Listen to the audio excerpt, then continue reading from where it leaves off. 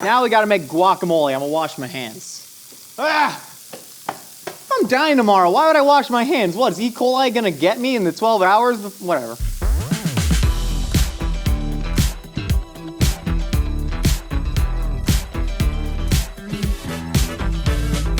Hey, welcome to Mythical Kitchen, where dreams become food. All right, so I think about food a lot. It's almost all that I think about, but the only thing I think about more than food is the fact that we are in constantly rotting, decaying meat sacks. We are stuck inside of this mortal prison, and one day we will all return to dust whence we came.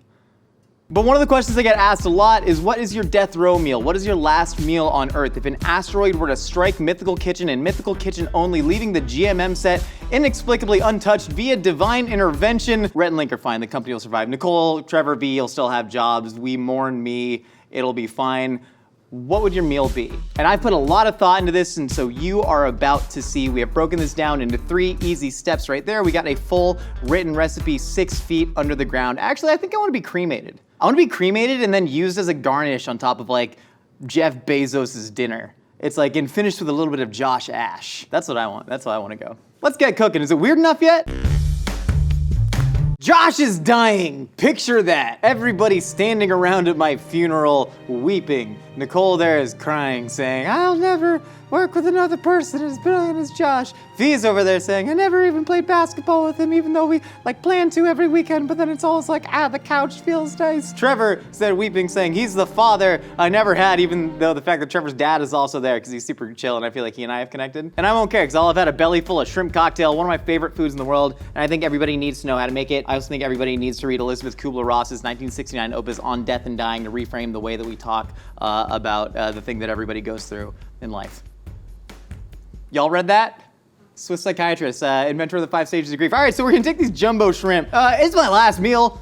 So we sprung for the good stuff from Whole Foods. These are the biggest shrimpies we could find. These are already deveined, much like people poop their pants when they die. Shrimp have a little layer of poop called a vein that goes through the back of it, and you always wanna remove that, but you can also just have your fish guy. Every Food Network show was like, have your fish guy do it. How many people have fish guys?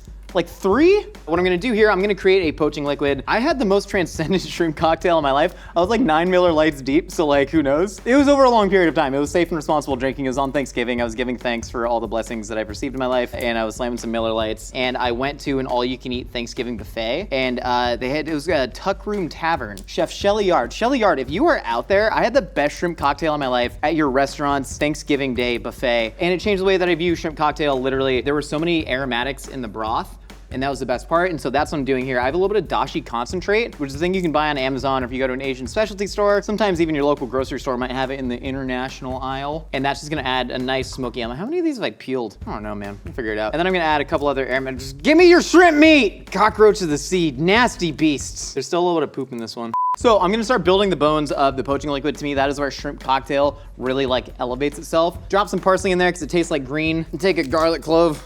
I'm just gonna crush that. Don't even need to peel it, just get the flavors of that in there. Peppercorns are gonna make that nice and funky. We're gonna add some bay leaves, because as we discussed, they do something, but not really. But it makes your broth look pretty cool. And then I'm gonna take a couple lemon wedges, and I'm gonna squeeze them in there, and then I'm gonna let the rind just sort of chill. Salt. Shrimp already has a fair amount of salt in it, because they just kind of like, they're like pickling themselves, you know, because they're just living in the ocean, which is a salt brine. Shrimp are pickles! Anyways, point is, shrimp are already salty, so you don't need to salt this too much. And I don't want this to come to a rolling boil. I'm gonna do it kind of like a poach. I'm gonna take all my shrimpies. Yes! Oh, what a great excuse to do this. And then we are just gonna drop that in there. I feel like I would pay professional mourners to come to my funeral. That's a thing you can do. And now, cocktail sauce. Cocktail sauce from scratch. It ain't nothing to it, but a bunch of ketchup. I'm going Worcestershire.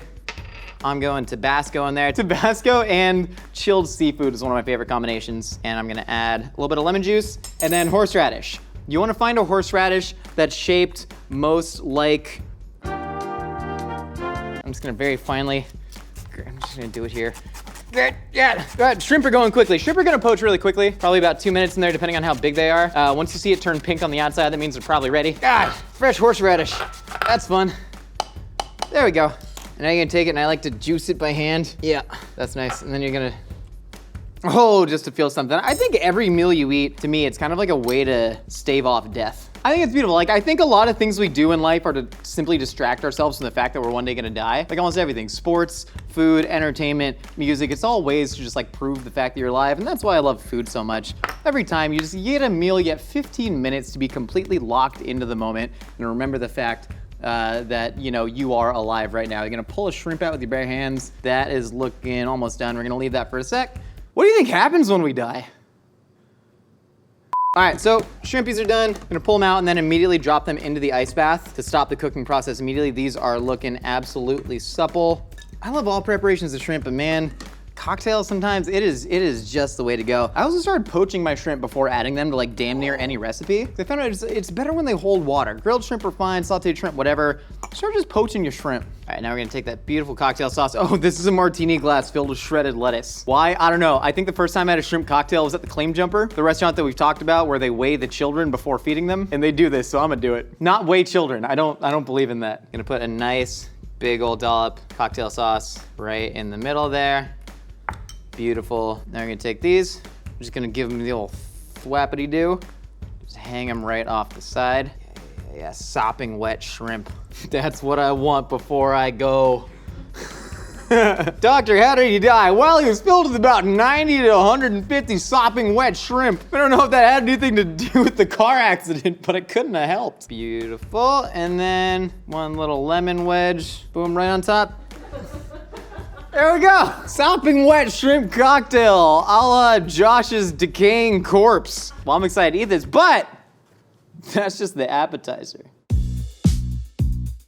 All right, so what's the strategy for last meal? I like to think of fond memories that I think if I die with that fond memory in mind, I can keep reliving that for eternity, Inception style. Garlic bread is a thing that I love to this day. Shout out to Little Tony's in North Hollywood for serving me the biggest bowl of ranch with the garlic bread, because that's what we're doing today. No one's got a bigger, colder bowl of ranch than Little Tony's in North Hollywood. When you're there, you're Italy. They also have $11 liters of wine. Don't care how much they're watering it down before it gets to your table. I'll drink it all. But I also made garlic bread with almost every single meal growing up. We would typically make it on hot dog buns. And so now I'm graduating from my last meal to this big old loaf of ciabatta. I love ciabatta bread. I don't think it's overrated. I am a huge fan. So I'm gonna cut this ciabatta loaf in half and I'm gonna eat an entire loaf of garlic bread dipped in like a pint of ranch for my last meal. That's course number 2. You go from the shrimp course to the bread and ranch course, and then we're gonna finish up with the main. That's how I wanna go. This is my last meal. No one can criticize my coursing of it. All right, so we got that out there, and now we're gonna take 2 sticks of unsalted butter. I didn't know if you got salted or unsalted. I prefer unsalted because I like to add my own salt. You're just gonna thank you, Nicole. And then we're just gonna add that to there. Then I'm gonna add a bunch of garlic powder to it. A lot of people are like, why would you add garlic powder? Well, you can add fresh garlic. Garlic powders taste different. It's dried garlic. It has a different flavor profile to it. It's deeper, it's funkier, it's smellier. That's what I want, but I also like the sharpness and freshness of regular garlic. So I'm gonna palm heel strike that. One palm heel strike that I do will be the last palm heel strike that I have done before I die. I don't think it's gonna be that one, but it could be. And I think there's something beautiful about that. There's no context to life without death. All right, so any piece of immortality is a curse. Even like digital immortality, like the idea of being remembered for forever, like no, that's, delete all these videos when I die. Don't remember me for this. Remember me for the dynasty of youth shot putters that I will have coached once I retired from YouTube. That's what I want. And, what? It's not glass, it's plastic. Now I'm gonna take some parsley because I like green on my garlic bread. If your garlic bread looks green, it just tastes better. And now I'm gonna add some salt to that butter. I'm gonna add some fresh salt on top as well and crack a nice black pepper into there. I don't like cheesy garlic bread. That's the thing. You might be, Josh, why don't you add Parmesan cheese? Why don't you add mozzarella? Something to make it nice and cheesy. And I don't particularly enjoy that. I'm here for the garlic and the butter and the little green flecks, man. And mash this up. Oh, it smells like childhood. Oh, honestly, it does. We used to just buy, though, it wasn't even garlic. It was like a garlic paste. Just this like rotting, funky garlic paste in a jar. And that's what we would do. If not that, it would just be garlic powder and not even butter. The Imperial margarine sticks. Those are good. We should have used that. It tastes more like butter than butter. It's the log cabin maple syrup of butter. Oh, shoot. No! All right, I'm gonna take this and then apply it in just a hefty layer to this bread. Yeah. Oh yeah, keep spreading that garlic butter. Love that. There's a full stick of butter per half bread loaf and I intend to eat this whole thing. And I'm fine with that, I've made my peace with what God Don't know. Whatever God is in the Power Rangers universe. Is that Christian God? We're gonna take this garlic bread, pop it in a 500-degree oven. I don't like broiling it because I want the bottom to get a little bit crispy. And now we get to make some homemade ranch. So I'm gonna take a little bit of sour cream. A lot of people put buttermilk in their ranch. I don't necessarily need it. I'm getting a lot of the funk and the sharpness from this like goat blue cheese in here. We're kind of doing like a hybrid of, I suppose, a blue cheese dressing and a ranch. Humboldt Fog, it's got that little vein of like blue cheese mold going through, but it's also got the goat on the outside of it. It's just a really fantastic cheese, and it's like not that expensive too. What a delicious treat. So I'm adding mayonnaise, I'm adding sour cream, I'm adding some chives to that ranch. I'm going parsley, I'm going dill. I know what you're saying, Josh, why are you chopping the dill fresh? You didn't chop the other herbs fresh. I don't know, do you know? I'm gonna chop up some dill. This is like my trinity of herbs that I really like in ranch dressing. Parsley, because it tastes like grass. Chives, because it tastes like grass that grew near onions. And then dill, because it tastes like pickles. And I'm just gonna add some of that to there. I like a lot of black pepper in ranch. A lot of black pepper, little splash of red wine vin, a little bit of Worcestershire. And then milk. Y'all love buttermilk ranch? This is just milk ranch. Deal with it. Come to Josh's milk ranch. He'll milk you good. All right, now we're gonna take a whole lot of this cheese. I'm just gonna cut off the skin here. Yeah, get a nice big wedge. I'm gonna go hands. I'm just gonna crumble it up with your hands in there. God dang it, this is gonna be so good. Whole loaf of bread, 2 sticks of butter, big old tub of ranch. You got a liter of Little Tony's House Red, which is definitely a jug of Carlo Rossi that they just watered down and put in a decanter and left it in a fridge for a couple years. All right, we're gonna stir that together. Wait, whisk. Why am I not whisking it? My hands are covered in cheese. Oh, she's thick. Oh, shoot. Yeah, garlic bread done. Yeah. Woo-hoo-hoo-hoo. Love the little charred edges on it. Well, now we got 2 appetizers down. The shrimp course and the bread course. Now let's get on to the main course. Now we're on to the main course. This is truly the last thing I wanna eat before I die. It is my single favorite food in the world if we are really breaking it down. This is a San Diego style carne asada burrito. This is something that I ate a lot growing up. I spent summers in Oceanside with my dad. You know, anytime someone says I spent summer somewhere, there's 2 possibilities. It's either my family was rich and had a summer house, not the case, or parents were divorced and had court-ordered visitation rights. That's the ticket. So I spent summers in Oceanside, that's San Diego County. Now I go to these taquerias. My favorite one is called Alberto's. There are like 100 Alberto's taquerias, and like some of them are related, but most of them aren't related. So carne asada typically is a Sonoran dish that involves meat grilled over open flame. That is what it literally means. However, when you get into the Southern California taqueria context of it, it's probably just steak that's been chopped up and thrown on a flat top because like grills are hard to manage. Very simple ingredients: guacamole, cheese, pico de gallo, steak, and then you hit it with just a ton of hot sauce, and it's one of my favorite things in the world. So let's get to it. We got a prime ribeye here. If you're making this at home and it's not your last meal, which like fingers crossed, am I right? You don't have to use this. You can use like flat meat is a delicious steak to use for carne asada. But like, man, last meal, I just wanna go a fatty ribeye because all that grease, we're gonna get it nice and seasoned up. I'll eat that bone raw later. We're just gonna get this nice and seasoned up, and all that fat is gonna sort of like render out and absorb a lot of that flavor. So I'm just gonna dice this up really finely and get it sort of marinating a little bit. There was Alberto's, there was Albatros, there was Alfredo's, there was one just called Toes. Shout out to Oceanside, California, North San Diego County. Used to walk down to Alberto's and they had a Marvel vs. Capcom game machine in there. Good times, man. And now I don't like to marinate it for too long or anything, but I do like to hit it with a hefty amount of salt. You want some nice salty meat, and just a couple spices, whatever you got. You throw in some paprika to make it a little bit of red, throw in a little bit of chili powder to make it taste like chilies, and then just a little bit of garlic powder. A lot of these places are gonna be using like pre-made marinades, like adobos or, you know, achiote paste in it. But, you know, just get some spices in there, hit it with a little bit of oil, mash it up. You actually wanna kinda like bruise up the meat a little bit so it's not like completely uniform cubes. Because I like when you get those little crispy bits in there. And again, the ribeye is so fatty that when you hit it in that pan, it's gonna sort of like sizzle in its own fat, and then that fat is gonna sort of leak into the pico de gallo juices, and it's just like a self-saucing, self-contained burrito. Yeah, get a little bit of oil in there. Yeah, probably wouldn't even need it because the ribeye's so fatty. And then pop that in there. You wanna hear a nice sizzle, and we're just gonna let that go for a couple minutes. Now we gotta make guacamole. I'm gonna wash my hands. I'm dying tomorrow. Why would I wash my hands? What, is E. coli gonna get me in the 12 hours? Whatever. I like to taste the guacamole in my guacamole. So I go really simple. I go avocado, I go salt, just enough lime to sort of like give you a little bit of acid, but I don't like guac that's too limey. Dang it. Dang it. There's the proper way to pit an avocado. And then what I like to do is go and then bounce it at the camera. And so I take the avocado very carefully, score it with the knife, and then I take the knife and I wiggle it. This is very dangerous, probably don't do it. You know, Britain had an epidemic of what they called avocado hand, where like avocados are somewhat new to Britain, and so people were just like, avocado? And then they would just stab themselves. They had to put out PSAs on be like, hey, maybe don't stab yourself while cutting avocados. All right, let me move the steak around for a sec. Oh, this is smelling all sort of heavenly. That's great. We're not trying to go for like a medium rare cook on this or anything. We want it to really sizzle in its own fat. Fan-freaking-tastic. Gonna scoop out these avocados in here. You know, a lot of taquerias, they'll have a salsa that you assume is avocado, but it's actually calabacita. It's just squash. Yeah, it's a great way to cut down on costs because like they'll saute the like green, it's kind of like a zucchini or a summer squash, and it'll like get nice and creamy when you blend it with chilies and stuff, and people don't even know the difference. So they'll assume that it's like salsa de aguacate, but it's actually salsa de calabacita.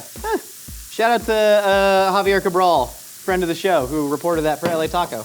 Dang it, there's avocado pits everywhere now. A little bit of diced jalapeno, a little bit of diced onion, just enough to sort of like get a little bit of crunch in there. I like putting a lot of cilantro in it. I love having just like a kind of forest green guacamole. It's like one of my favorite things. And then juice of a couple limes. Also, always taste your lime juice and lemon juice when you cook. It's a thing that a lot of people don't do.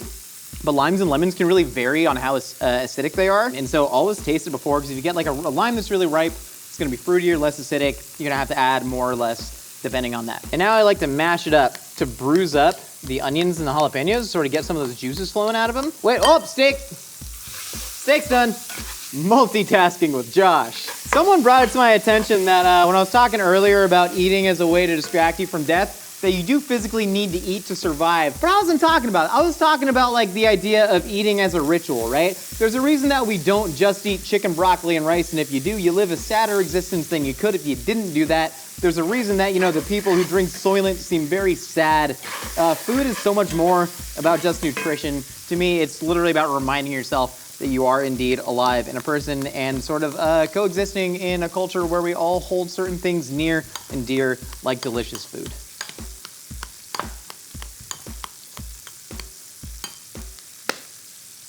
I thought it was good.